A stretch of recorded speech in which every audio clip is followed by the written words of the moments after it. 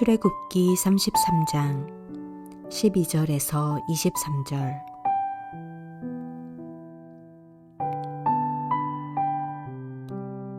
모세가 여호와께 아뢰되 보시옵소서, 주께서 내게 이 백성을 인도하여 올라가라 하시면서 나와 함께 보낼 자를 내게 지시하지 아니하시나이다.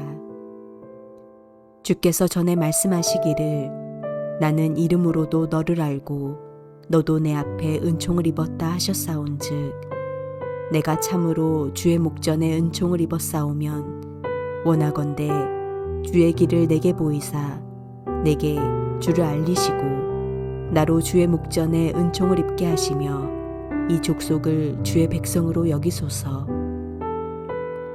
여호와께서 이르시되 내가 친히 가리라. 내가 너를 쉬게 하리라. 모세가 여호와께 아뢰되 주께서 친히 가지 아니하시려거든 우리를 이곳에서 올려보내지 마옵소서. 나와 주의 백성이 주의 목전에 은총을 입은 줄을 무엇으로 알리이까? 주께서 우리와 함께 행하심으로 나와 주의 백성을 천하 만민 중에 구별하심이 아니니이까? 여호와께서 모세에게 이르시되 내가 말하는 이 일도 내가 하리니 너는 내 목전에 은총을 입었고 내가 이름으로도 너를 알미니라.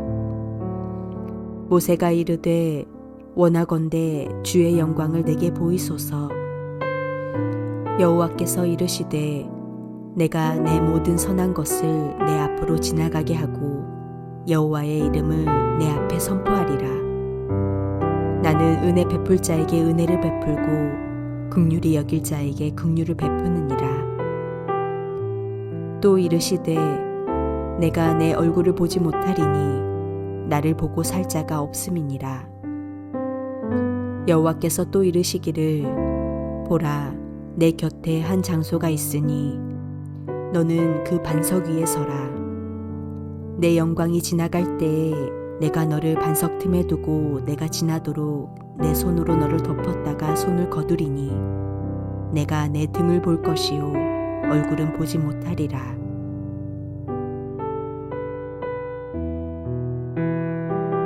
이스라엘의 금송아지 숭배는 비참한 결과를 가져오고 맙니다. 하나님과 이스라엘 백성 사이의 관계가 죄로 인해 깨졌기 때문입니다. 마치 에덴 동산의 범죄로 하나님과 사람의 관계가 깨어진 것과 같습니다. 그러나 중재자 모세를 보시고 하나님께서는 이스라엘을 용서하셨으며 모세에게 여호와 하나님께서는 그 등을 보여주셨습니다. 금송아지를 만든 사건 이후에 이 장은 이스라엘 백성과 함께 가지 않으실 것이라는 여호와의 말씀으로 빚어진 긴장에 대해서 이야기합니다. 그리고 임시로 존재하는 회막은 성막의 미래와 관련된 여러 가지 문제점을 제기합니다. 바로 이러한 상황 속에서 모세는 또다시 이스라엘 백성을 위하여 간구합니다. 이와 같이 언약을 대표하는 자로서 모세는 점점 더 성숙하고 성장해가는 모습을 보여줍니다. 또다시 모세는 이스라엘 백성을 위하여 여호와께 강청합니다. 그러면서 모세는 자기 자신과 여호와의 특별한 관계에 근거하여 호소하고 있습니다. 또한 모세는 이 족속을 주의 백성으로 여기소서라고 13절에서 호소하고 있습니다. 모세는 주님의 계획을 가르쳐달라고 먼저 말씀합니다. 우리는 소돔을 향해 가시던 하나님께서 나의 하려는 것을 모세에게 숨기겠느냐라고 질문하셨던 것을 기억합니다. 하나님의 사람이란 하나님의 비밀을 아는 사람입니다. 모세는 과감하게 자기의 청을 아릅니다. 내가 참으로 주님의 목전에서 은총을 입었사오면 원하건대 주의 길을 내게 보이사 내게 주를 알리시고 나로 주의 목전에 은총을 입게 하시며 이 족속을 주의 백성으로 여기소서. 복잡한 듯 보여도 내용은 두 가지입니다. 주님의 뜻을 알려달라는 것과 출애굽 공동체를 주님의 백성으로 여겨달라는 것입니다. 모세는 하나님께서 이 백성, 고집이 센 백성이라는 말로 거리를 두던 이들을 일러 하나님의 백성이라고 분명히 말하고 있습니다. 같은 대상이라고 할지라도 어떤 이름을 붙이는지에 따라서 관계의 양상은 사뭇 달라집니다. 앞에서 여호와께서는 이스라엘 백성을 곧바로 없애버리지 않으시겠다고 말씀하시면서 그들을 가나안 땅으로 인도하도록 한 사자를 보내시겠다고 약속하십니다. 하지만 이 제안은 모세에게 만족스럽지 않았습니다. 이스라엘의 우상 숭배의 결과가 심각했기 때문입니다. 또 그 결과 하나님께서는 이스라엘 백성들은 죄로 인하여 분리될 수밖에 없었습니다. 거룩하신 하나님께서 이스라엘과 함께 하시게 된다면 죄 많은 이스라엘은 멸망당할 수밖에 없기 때문입니다. 오늘 본문 15절 말씀에 모세가 여호와께 아뢰되 주께서 친히 가지 아니하시려거든 우리를 이곳에서 올려보내지 마옵소서. 하나님께서는 가나안 땅을 이스라엘에게 주시겠지만 함께 가지 않으시겠다고 말씀하고 있으신 것입니다. 그러자 모세는 하나님께서 함께 가셔야만 한다고 기도합니다. 하나님께서 약속하신 가나안 땅을 주시겠다고 약속하시지만 모세는 왜 이처럼 동행을 간구하고 있습니까?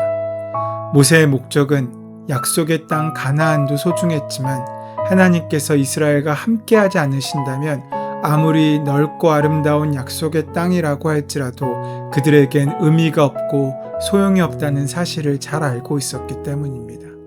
하나님께서 함께하지 않으시면 아무리 풍족한 땅이라도 그곳은 의미 없는 땅으로 바뀌어 버릴 것을 알고 있었기 때문입니다. 우리가 풍성한 재산을 가지고 건강하며 모든 것이 잘 되는 형통한 삶을 살아간다고 할지라도 하나님께서 그 자리에 함께하지 않으시면 우리의 삶의 모든 것은 어떠한 의미도 가질 수 없습니다.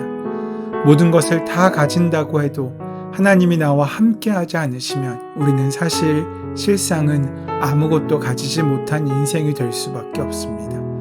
하나님께서는 모세와 동행하실 것을 약속하시면서 너를 편케 하겠다라고 하십니다. 하지만 모세는 하나님께서 우리와 함께 하시지 아니하시면 길을 떠날 수 없다고 단호하게 말합니다. 하나님의 약속을 너에게 주시는 약속으로만 받아들이지 않고 우리에게 주신 공동체의 사명으로 받아들이고 있는 것입니다. 주님이 함께 하심이야말로 하나님의 백성으로서의 징표가 아니라는 것입니다.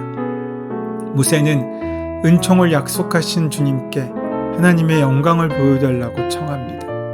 이것은 일종의 표징의 요구입니다.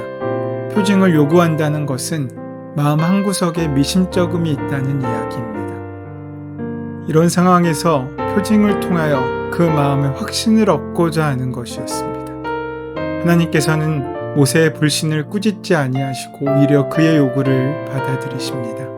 하지만 보여달라는 모세의 요구는 절반만 응답됩니다. 모세는 하나님이 어떤 분이신지에 대한 선포를 먼저 들어야 했습니다. 거룩하신 하나님은 은혜 줄 자에게 은혜를 주시고 긍휼히 여길 자에게 긍휼을 베푸시는 분이십니다. 여기서 주목해야 할 것은 거룩함이 긍휼히 여김과 긴밀히 연결되어 있다는 사실입니다.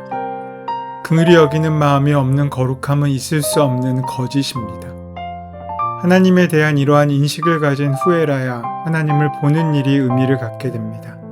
하나님께서는 모세를 바위 틈에 집어넣으시고 당신이 다 지나가실 때까지 그의 눈을 손바닥으로 가렸다가 손바닥을 거두실 것을 명령하십니다. 모세가 볼 수 있는 것은 오직 하나님의 등뿐입니다.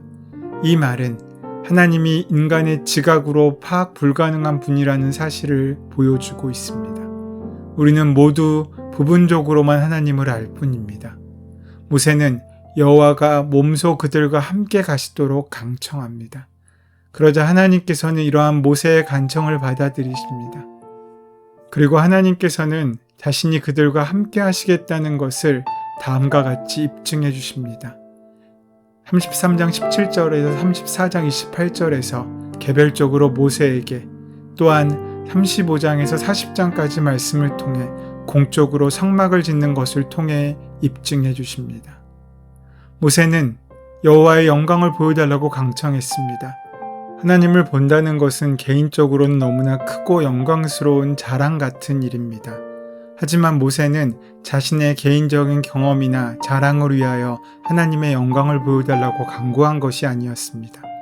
오히려 언약의 대표자로서 모세는 이스라엘 백성을 위해 간청하고 있는 것입니다. 시내산에서 언약이 맺어질 때 마찬가지로 모세는 여호와의 임재를 보여달라고 간청하고 있는 것입니다. 나아가 모세는 특별히 여호와께서 자기 백성과 함께 성막 안에 거하신다는 것을 약속해달라고 간구하고 있습니다. 그래서 하나님의 성막과 이스라엘 백성이 영광으로 말미암아 거룩하게 되려 하려는 것입니다. 모세는 주의 길을 자신에게 보여주시고 또한 주의 영광을 보여달라고 간청합니다. 여기에서 여호와의 말씀은 모세의 간청에 대한 응답입니다. 하나님께서는 내가 내 모든 선한 것을 내 앞으로 지나가게 하고 여호와의 이름을 내 앞에 선포하리라는 여호와께서 자신에 대한 선언하시는 사건을 미리 가르쳐 주십니다. 로마서 9장 15절 말씀은 이 구절을 인용하며 하나님이 그렇게 하시기로 선택하셨기 때문에 바울은 하나님이 어떤 사람들을 긍휼히 여기시며 또한 불쌍히 여기신다고 말하고 있습니다. 모세가 하나님께 간구한 대로 하나님께서는 이스라엘과 함께 하시고 모세에게 등을 보여주심으로 은혜와 긍휼을 보여주십니다. 2000년 전에는 예수 그리스도를 통하여 우리의 죄를 대속시키시고 우리가 구원받을 수 있도록 은혜와 긍휼을 베풀어 주셨습니다. 오늘 우리의 삶 속에서 하나님은 여전히 은혜를 주셔서 하루를 살아갈 수 있도록 지키시고 우리가 범죄함에도 불구하고 예수 그리스도의 보혈로 용서함을 받을 수 있도록 긍휼을 베풀어 주십니다. 수천 년 전 광야 속에 이스라엘에게 베풀어 주신 하나님의 은혜와 긍휼은 변함없이 우리에게까지 이어지고 있습니다. 오늘도 은혜로우시며 긍휼이 많으신 하나님을 찬양하며 그 사랑을 힘입고 살아가는 자들을 통하여 하나님께서는 그 귀한 영광을 보여주시고 이 땅 가운데 드러내십니다. 우리를 통하여 하나님의 영광이 드러나며 매일매일의 삶이 주님께서 인도하시는 복된 삶이 되는 은혜가 함께 하시기를 소원하고 축원합니다. 은혜의 주님, 우리가 날마다 주의 영광을 구하며 주의 은혜를 구하며 간구하며 살아갈 수 있도록 우리의 믿음이 교회의 건물과 예배의 시간 안에 머물지 않고 매일매일의 삶의 순간순간들이 하나님의 은혜를 경험하는 거룩한 예배의 자리가 될 수 있도록 인도하시고 함께하여 주시옵소서. 우리 주 예수 그리스도의 이름으로 기도드립니다. 아멘. 이제 오늘 허락하신 말씀을 함께 깊이 묵상하심으로 오늘 나에게 주시는 말씀으로 만나시기 바랍니다. 우리의 삶의 모든 문제와 간구를 하나님께 온전히 맡기시고 기도하는 시간 가지도록 하겠습니다. 함께 기도합니다.